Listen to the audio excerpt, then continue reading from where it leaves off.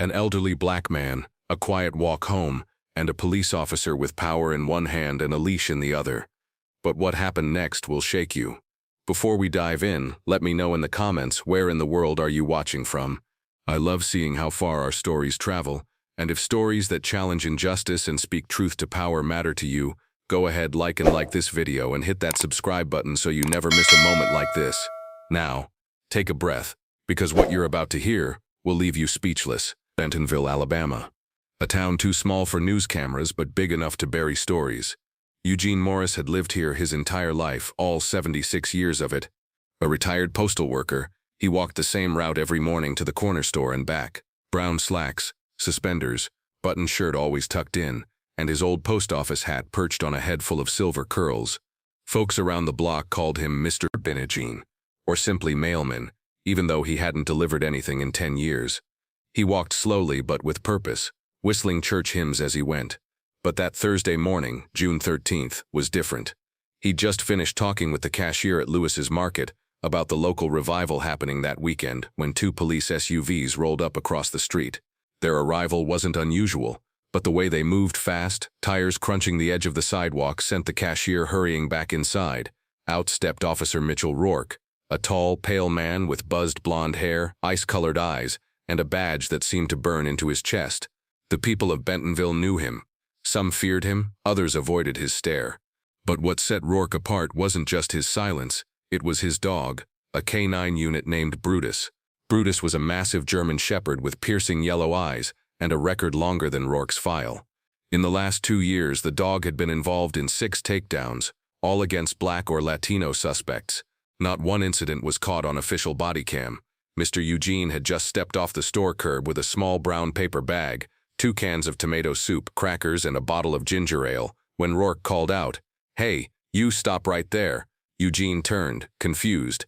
"Me? Yeah, you. Got ID?" The question came with no reason, no accusation, just hostility. Eugene lifted a hand gently. "Officer, I live right down the street, just picking up groceries. Didn't ask for your life story, asked for ID." Rourke was already unclipping Brutus's door. The dog barked once, sharp and commanding. Eugene stepped back. "I ain't doing anything wrong, sir," he said, calm but wary. "You're resisting," Rourke replied. "What?" Eugene's voice cracked slightly. "I'm standing still." The officer's eyes narrowed. "Turn around, hands on the wall." A small group of people at the bus stop froze, watching. No one moved. No one spoke. Eugene backed toward the wall of the store, still holding his bag. "This don't feel right," he muttered. Then it happened. Rourke looked down at Brutus. One word, "Go." The leash snapped loose. Brutus surged forward, paws tearing into the dirt, teeth bared. Eugene barely raised his arms before the dog hit him like a truck. He screamed, a cry that tore through the street. Teeth found flesh. Blood spattered the sidewalk. People yelled. Some ran, others pulled out phones. But it was too late to stop what had begun. Brutus clamped down on Eugene's forearm, shaking, snarling, until bone cracked beneath the muscle. Eugene dropped to the ground, writhing, begging. "No, please, no." Rourke stood watching, unmoving, expressionless. The dog didn't stop. It lunged again, this time at Eugene's thigh, tore into fabric, then skin. Blood stained the pavement, mixing with the crushed groceries. The tomato soup burst open like a scene from war. From a second-story window, 22-year-old Malik Dawson, a junior journalism student home from college, had been filming since the moment Rourke arrived. He hadn't planned to. He was brushing his teeth when he heard the siren chirp and stepped to the window with his phone. Now his hands were shaking. His voice, quiet, stunned, recorded over the clip. "Yo." He didn't even do anything. On the ground, Eugene's cries weakened. Finally, after what felt like an eternity, Rourke gave another command. "Brutus, off." The dog obeyed, blood dripping from his jaw, tongue lolling, tail wagging slightly. Rourke approached Eugene slowly. "You made that harder than it needed to be," he said, squatting beside the wounded man. Eugene coughed, one eye swollen, his leg trembling. "I didn't do nothing," he rasped, but Rourke didn't respond. Instead, he pulled his radio from his vest. "Dispatch, this is Unit 67. Suspect attacked K9 during stop." Dog responded. "Suspect is injured. Need medical backup on 3rd and Lockett." The dispatcher paused. Then, "Copy that, Unit 67. EMS en route." Behind Rourke, voices began to grow. A woman screamed from behind a mailbox. "You lyin'. That man ain't attacked no dog." Someone else shouted, I got it on video. You a damn liar. Rourke stood tall and turned toward them. Back it up, he ordered. He placed his hand on the butt of his service weapon. The crowd hesitated, phone still raised. Malik hit stop recording and backed away from his window. He sat on his bed, then hit upload. By the next morning, Friday, June 14th, the world had a name to chant: Eugene Morris. His face, once tucked quietly behind a mailbox in friendly wave, now stared out from digital posters, TV screens, and protest placards in 3 cities. He wasn't just a retired mailman anymore. He was a symbol, a question, a demand. But Bentonville's city leaders weren't chanting. They were sweating. Inside a closed-door meeting at City Hall, Mayor Paul Whitford paced a narrow conference room lined with agitated department heads. "This is spiraling," he snapped. "The footage has gone national. People are planning a march tomorrow. There's word the NAACP is getting involved." Councilwoman Delia Tran, the only one at the table with a calm tone, leaned forward. "Then let them come." Whitford turned sharply. "We can't let this go unchecked." "Unchecked is what got us here," she replied. Meanwhile, in the heart of downtown, attorney Asha Daniels stepped into Bentonville for the first time. Black heels clicking against hot pavement, phone in one hand, press kit in the other. She had been in town less than 3 hours and had already lined up 3 interviews, a legal petition, and a meeting with Loretta Morris. She walked into the hospital waiting room like she owned it. "Miss Morris?" she asked, smiling warmly. Loretta stood and nodded. "You're fast. I'm thorough." Within minutes, Asha was reviewing Eugene's chart, the incident report, and most importantly, watching the uncut version of Malik's video on a secured tablet. "There it is," she said, pausing at frame 41. That pause, that slight nod, that was deliberate. He gave the dog a command. This wasn't a reaction, it was an execution. Loretta clenched her jaw. "What's our next step?" "We file a federal lawsuit. Use of force, racial bias, violations of civil rights. But I want more than money. I want disciplinary records. I want canine logs. I want to know how many other Brutus victims were silenced." Outside the hospital, protest signs waved in the June heat. Young people led chants. Old folks handed out bottled water. A local rapper played an impromptu drumbeat from the bed of a pickup truck while a woman read Bible verses through a megaphone. The sign that stood out the most read, "He delivered our mail. Now let's deliver him justice." Inside the Morris household, Malik sat on the living room couch, the sound of television reporters filling the air. He was waiting for Loretta, who had asked him to meet with Asha. He watched himself on screen, or rather the back of his head, standing near the hospital steps, holding Eugene's hand. He still didn't know how to feel. "Because it's not about you." Malik stood, startled. "I didn't mean." "I know," she said, softening her voice. "But let me teach you something. When you hold a lens in your hand, you also hold a lever, and levers move things." She sat across from him. "Now, I want to put together a statement for the public. Your video was the ignition. You deserve a voice too." Malik hesitated. "Can it be anonymous?" Asha studied him. "You don't want your name out there?" "My dad's on parole. My mom's already getting weird messages. I don't want them targeted." Asha nodded slowly. "Then we'll shield your name. But your truth still matters." While they spoke, a phone inside the police precinct buzzed quietly in a secure office. It was an internal affairs alert. A third complaint, this one filed by another black resident of Bentonville, had arrived anonymously. Brutus had been used before. The name, Julian Watts, age 24. Arrested 11 months ago after resisting. No footage, no report detail. But the injury log showed 38 stitches from a dog bite, and Julian was still serving time. Captain Sims rubbed his forehead. "How many more?" he muttered. Later that evening, Bentonville PD issued a public update. It was short and carefully worded. "Officer Mitchell Rourke has been suspended pending external investigation. Canine Unit Brutus has been removed from active duty and placed in the care of an off-site handler." It wasn't enough, because that same hour, across the street from the precinct, the community held its own press conference. On the steps of Greater St. Emmanuel Church, Loretta took the mic. "My uncle was not resisting. He was not armed. He was not a threat. He was attacked. And the officer who did it, he stood and watched." She paused. "My family wants accountability. But this isn't just about us. This is about a pattern. And that pattern ends here." The crowd roared.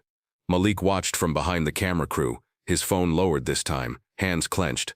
Somewhere deep inside him, anger and fear were burning into resolve. Asha stepped beside him. "You still scared?" He nodded. "Good," she said. "But don't stop." And far away, in a quiet home at the edge of the county, Mitchell Rourke sat alone on his front porch, Brutus curled at his feet, calm as a house cat. He lit a cigarette and watched the smoke spiral upward into the night. His badge was on the table beside him, but in his mind, something else was spinning. Not guilt, but fear, because the voices outside weren't fading, they were getting louder. Saturday morning broke heavy and hot. The sun rose over Bentonville like a siren, warning the city that the ground was shifting beneath its feet. Downtown streets had been blocked off. Police cruisers were posted at intersections, and in the distance buses rolled in from Montgomery, Jackson, Mobile, packed with people holding signs, voices, and fire. A historic march was forming. But this wasn't just about Eugene anymore. Outside Bentonville's civil court building, a long white banner was stretched across the courthouse gate, "Justice for Eugene, justice for all." On the sidewalk below it, Loretta Morris held her uncle's cane, the one he always walked with before Brutus shattered his leg. It had been cleaned and wrapped with ribbon. Her hands shook as she raised it into the air before a growing crowd of nearly 2,000.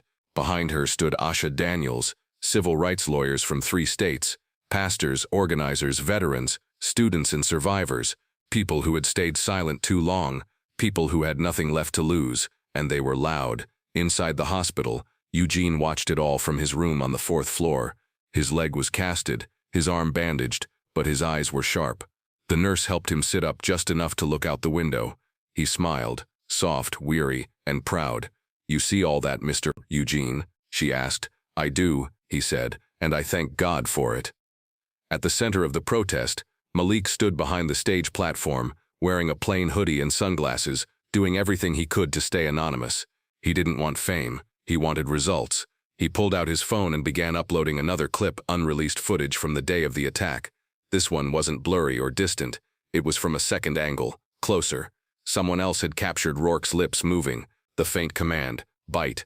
The clip was short, but damning. As the crowd grew restless waiting for the speakers, the footage exploded online. It took less than 20 minutes for the video to hit 2.3 million views. National news networks switched their headlines. Second video surfaces. Clear audio implicates officer in canine attack. Inside the precinct, Captain Sims cursed under his breath. "Get internal affairs back on the phone, now." Meanwhile, Officer Rourke paced his small kitchen. His badge was gone. Brutus had been taken by state handlers. His name was being shredded across every feed, and the precinct had locked him out of the network. He had lost control, and that terrified him.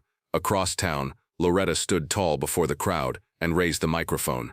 "My uncle gave 40 years of his life delivering letters to this community. In rain, in heat, during storms, through holidays. He never missed a beat. And now he's in a hospital bed because a man with a badge thought his life didn't matter." She paused. "Today we say enough. Today we don't walk quiet. We don't sit back. We demand justice for Eugene, for Julian Watts, for every person who couldn't record what was done to them." The crowd exploded into cheers. Moments later, Asha stepped up, flanked by 2 additional attorneys. "We are filing a federal class action lawsuit against Officer Mitchell Rourke, Bentonville Police Department, and the City of Bentonville for systemic negligence, racial profiling, and willful endangerment through weaponized canine deployment." The crowd went silent. Then erupted. Cheers, shouts, applause, hands raised, tears streaming. But it wasn't just noise. It was the sound of a town cracking open. And then came the most unexpected twist of the day.